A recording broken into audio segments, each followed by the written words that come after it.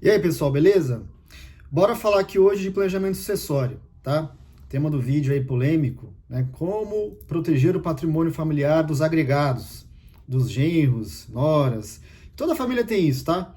Decidi gravar porque isso é sempre pauta de reuniões de planejamento sucessório, estruturação patrimonial, constituição de holding, elaboração de testamento. Todas as vezes que nós discutimos com as famílias um plano de sucessão, o assunto dos agregados é pauta, é parte relevante da pauta, gera muita dúvida, e por isso quis trazer aqui, tá? Vou tentar ser breve nesse vídeo, e aí quem quiser mais informações, eu sempre deixo meus contatos aqui, o meu WhatsApp no início da descrição do vídeo, vai falar diretamente comigo, a gente entende o seu caso aí, e se for o caso, presta uma assessoria.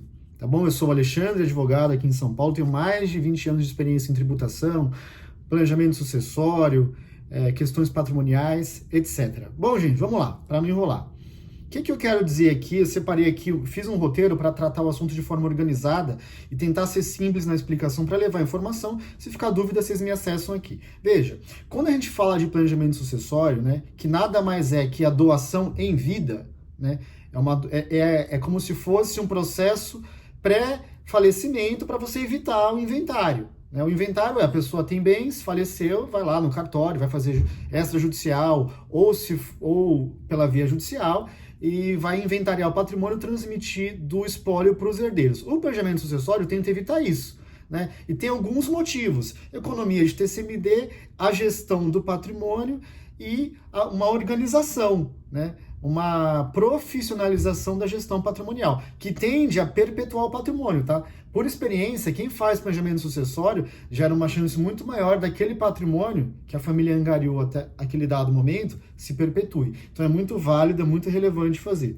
Primeiro ponto, os patriarcas, né, eles já estruturaram o patrimônio, eventualmente estão com o patrimônio dentro de uma empresa imobiliária e querem fazer a doação em vida. Primeiro ponto é avaliar, né, do ponto de vista lógico, né, porque eu vejo que tem gente jovem que já quer fazer, a gente não recomenda. Então precisa avaliar caso a caso. Se for fazer a doação, essa doação é uma doação com reserva de usufruto. Primeiro ponto. Então, a nua propriedade é transferida para os filhos e o mando, né, e os frutos ficam com os pais até o falecimento. Questão básica, tá? Doação com reserva de usufruto. Feita a doação, qual é o próximo passo aí que também é importante para proteger o patrimônio e organizar e profissionalizar a gestão? É você definir no estatuto aí de uma empresa, né? Eu estou aqui num cenário de doação de cotas de uma holding, tá, gente? Onde eu já estruturei o meu patrimônio ali dentro. É você definir no estatuto social, no contrato social desta empresa patrimonial, as regras de gestão. E só isso já vai evitar de você precisar da assinatura dos agregados. Porque você vai definir ali no contrato social quem é que manda na gestão dos ativos daquela empresa.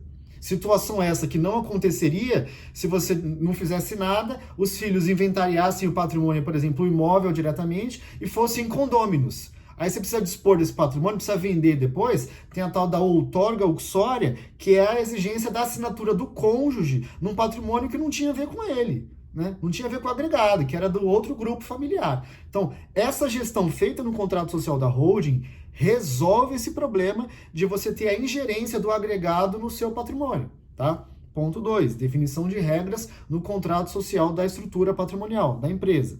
Ponto 3, e muito relevante, a cláusula de incomunicabilidade, que é feita ali quando da doação, né? Então, doação com reserva de usufruto e cláusula de incomunicabilidade. O que isso significa? Significa que o bem doado para o filho não vai comunicar com o genro ou a nora, tá? Separaram, veio de herança com incomunicabilidade, o agregado não leva aquilo que era patrimônio da outra família, tá? Agora é importante dizer, não leva na separação.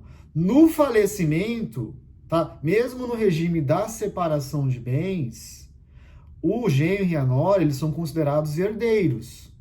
E aí aqui tem um ponto aqui para terminar o vídeo que eu quero colocar, que é uma questão relevante. Mas tem como de jeito nenhum eles levarem? Até tem. Seria analisar, quando da doação, a instituição da cláusula de reversão ou cláusula de retorno, que é o seguinte, olha, eu dou, mas havendo o falecimento do filho antes do pai, esse bem volta para os doadores, volta para os pais. Essa seria uma forma de não entregar o patrimônio para os agregados, tá?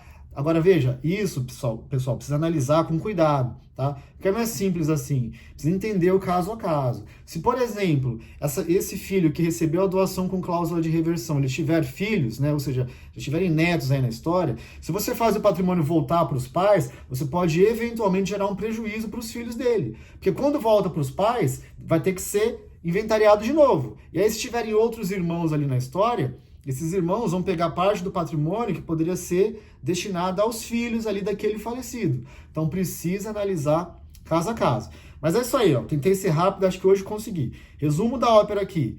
Doação com reserva de usufruto, definição de regras de gestão do patrimônio no contrato social da empresa, instituição da cláusula de incomunicabilidade quando da doação e, por fim, considerar fazer a doação com cláusula de reversão ou cláusula de retorno, mas precisa analisar caso a caso e se isso de fato é recomendado para o caso específico. Beleza? Sou o Alexandre, fico por aqui, peço para vocês curtirem esse vídeo aqui, manda para um amigo aí que estava discutindo holding, sucessão, se inscreva no canal, obrigado e até mais.